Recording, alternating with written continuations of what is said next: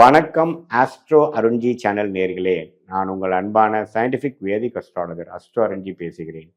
நல்லது நினைப்போம், நல்லதே நடக்கும். இந்த வீடியோவில் நம்ம என்ன பார்க்க போறோம்னா, மீன ராசிக்காரர்களுக்கு செப்டம்பர் 2026 எத்தகைய ஒரு மாதமாக இருக்க போகுதுங்கிறத நம்ம சயின்டிபிக் வேதிக் அஸ்ட்ராலஜி முறையில் எதையும் மிகைப்படுத்தாமல், பரிகாரங்கள் அது மாதிரி மூட நம்பிக்கைகளை போகாமல், உள்ளது உள்ளவாறு இந்திய வேத ஜோதிட அடிப்படையிலான இந்த ஒளி தத்துவம் சயின்டிபிக் வேதிக் அஸ்ட்ராலஜி முறை எது மாதிரி அமைப்பு கொடுக்குது, அந்த டிகிரி அடிப்படையில் ஒரு கிரகமும் ஒரு ராசிக்கு அந்தந்த இடத்துல இருந்து சஞ்சரிக்கும் பொழுது எது மாதிரி ஒரு தாக்கத்தை கொடுக்க போகுதுங்கிறத நம்ம துல்லியமாக பார்க்க போறோம். இப்ப பாருங்க, ஜென்மசனியால் பாதிக்கப்பட்டு அவதிப்பட்டு கொண்டிருக்கக்கூடிய மீனராசிக்காரர்களுக்கு குருவின் பார்வை ஒரு நிவர்த்தியை கொடுத்து அது ஒரு சுபத்துவமான ஒரு நல்ல ஒரு மீனராசி ஜென்மசனியாக இருக்குதுங்க. கடந்த ஃபர்ஸ்ட் ஆஃப் அஃபெக்ட் பண்ணுறதோட இப்போ ஒரு 3 மாதமாக சில முடிவுகளை எடுத்து நீங்கள் கொஞ்சம் எல்லாமே கொஞ்சம் கண்ட்ரோலுக்கு கொண்டு வர ட்ரை பண்ணுறீங்கிறதா உண்மை.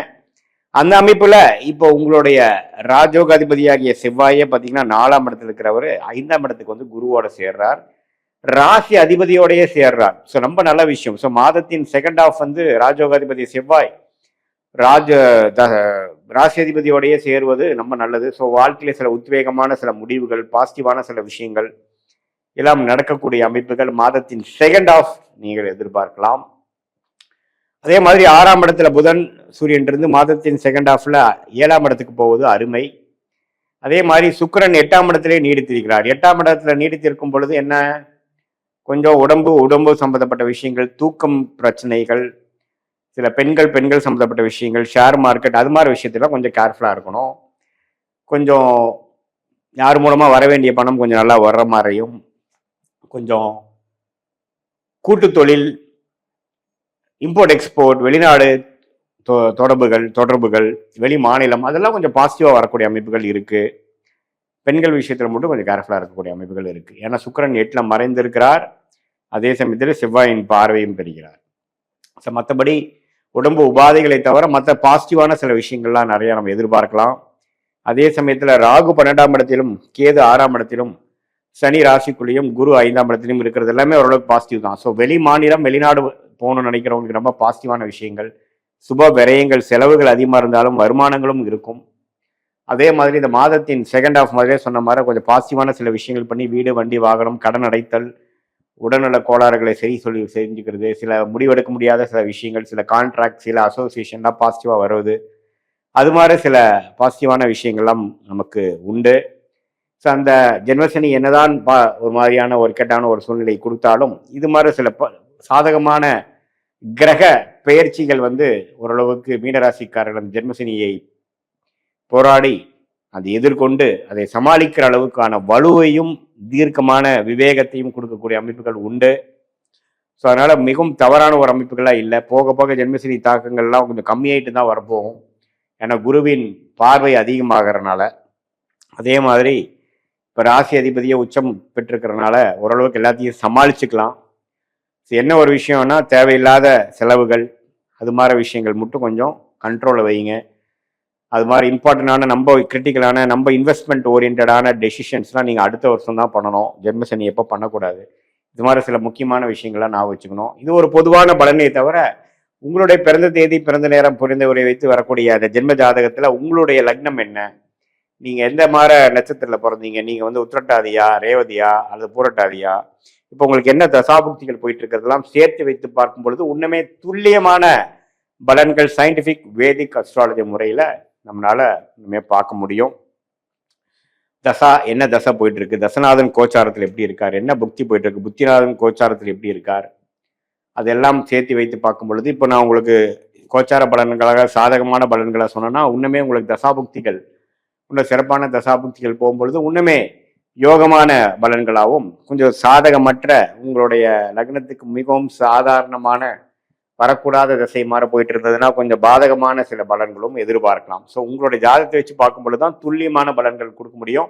இப்போ நம்ம பேசின அந்த கோச்சார அமைப்பெல்லாம் வந்து சப்போர்ட்டிங்காக தான் எடுத்துக்க முடியும். ஸோ எது மாதிரி நம்ம தெரிஞ்சுக்கலாம்னா, நமக்கு அடுத்து வரக்கூடிய அமைப்புகள் எப்படி இருக்கு, நம்மளுடைய வேலை வாய்ப்பு, தொழில், அரசு உத்தியோகமா, கார்பரேட் லைஃபா, வெளிநாடா, எது மாதிரி விஷயங்கள், எந்த துறையில நம்ம போகலாம், அது மாதிரி சில விஷயங்கள் எல்லாமே நம்ம வந்து ஒன்றுக்கு ஒன்று நம்ம சரி செய்து பார்த்துக்கக்கூடிய அமைப்புகள் கண்டிப்பாக உண்டு. அதே மாதிரி இல்லற வாழ்க்கை, குழந்தை விஷயங்கள், கல்யாணம், காதல், அதே மாதிரி ஹெல்த்து, கடன் அடைதல், இது மாதிரி ரொம்ப இக்கட்டான ஒரு சில விஷயங்கள்லாம் வாழ்க்கையில எது மாதிரி அமைப்புகள் நம்ம பேட்டர்ன்ல இருக்கு, நம்ம தசாபுக்திகள் எப்படி இருக்கு, நம்ம ஜாதகத்துல இந்த 6ஆம் இடம் 8ஆம் இடம்லாம் எப்படி இருக்கு, எது மாதிரி டைம்ல எல்லாமே சரியாகும், எதை நம்ம எதிர்பார்க்கலாம், எப்படி நமக்கு கிரகங்கள் காய் நகர்த்துகிறது அப்படிங்கிறத நம்மளுடைய டைம் லைன்ஸை தெரிந்து கொண்டே ஆனால் நம்மளுடைய திட்டங்களையும் நம்மளுடைய செயல்பாடுகளையும் அதுக்கு தகுந்த மாதிரி நம்ம அலைன் பண்ணுவது மிகவும் நல்லது. ஸோ அது மூலமாக தேவையற்ற பண விரயங்கள், தேவையற்ற சமய விரயங்கள், இது எல்லாத்தையும் கொஞ்சம் தவிர்த்து வாழ்க்கையில் அடுத்தடுத்தபடியாக நம்ம முன்னேறும் பொழுது வாழ்க்கையில் தேவையற்றமான ஒரு விஷயங்கள் எது மாதிரி ஒரு அமைப்புகள் நமக்கு உகந்ததாக இருக்கு, எதை தவிர்க்கலாம். இப்போ ஆல்ரெடி நம்ம பாதிக்கப்பட்டிருப்போம், வாழ்க்கையில சில லாஸ் ஆகிருக்கும், கடன் அதிகமாக இருக்கும், அந்த கடன்லாம் எப்போ அடையும், எது மாதிரி டைம்ல நமக்கு நல்ல திசை வருது, அது வரைக்கும் நம்ம என்ன பண்ணலாம், எப்படி என்ன மாதிரி ஒரு பிளான் பண்ணி நம்ம இதை எக்ஸிக்யூட் பண்ணலாம், நம்ம கர்மா என்ன சொல்லுது, பாஸ்ட் நமக்கு மேட்ச் ஆகுதா, ப்ரெசென்ட் எப்படி போகுது, ஃபியூச்சர் எதை நோக்கி நம்ம போகிறோம் அப்படிங்கிற மாதிரி விஷயங்கள்லாம் சயின்டிஃபிக் வேதிக் அஸ்ட்ராலஜி முறையில் நம்மளுடைய 18 வருஷம் அனுபவம் 30-35 ஜாதகம் மேலே பார்த்த ஒரு அமைப்பை எடுத்து அந்தந்த லக்னத்துக்கு அந்தந்த ராசிக்கு இந்த கிரக அமைப்புகள் எப்படி இருக்குதுங்கிறத டிகிரி அடிப்படையில் சும்மா 3 கிரகம் 7 இருக்கு 8 கிரகம் இப்படி இருக்குன்னு பார்க்காம ஒரு கிரகத்தோட இடைவேளை எப்படி இருக்குதுங்கிறதெல்லாம் பார்த்து துல்லியமான முறையில் நம்ம பார்க்கும் பொழுது இன்னுமே நம்மளுடைய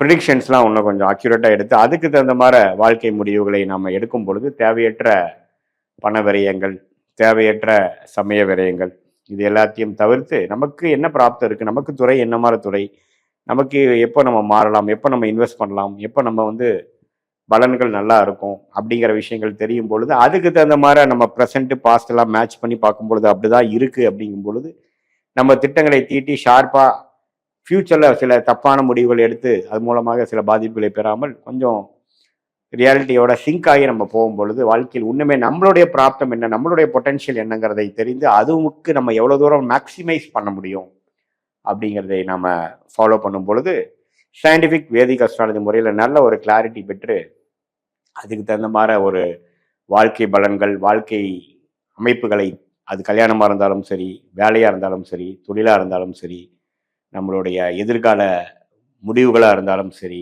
இடமாற்றமாக இருந்தாலும் சரி, இன்வெஸ்ட்மெண்ட்டாக இருந்தாலும் சரி, கடன், ஹெல்த், அது மாதிரி ரிலேட்டடான விஷயங்களாம் எந்த மாதிரி அமைப்புகள் இருக்குது, எப்படி நமக்கு இருக்குது, எதில் நம்ம கேர்ஃபுல்லாக இருக்கணும், எதில் நம்ம ஜெயிக்கலாம் அப்படிங்கிறதை தெரிந்து நம்ம செயல்படும் பொழுது வாழ்க்கையில் தேவையற்ற பண விரயங்கள், சமய விரயங்களை தவிர்த்து எதிர்நீச்சல் போடாமல் வாழ்க்கையில் எளிதில் நம்ம வெற்றி பெற முடியும் என்று சொல்ல விரும்புகிறேன். மீண்டும் மற்றொரு காணொளியில் சந்திப்போம். நன்றி, வணக்கம்.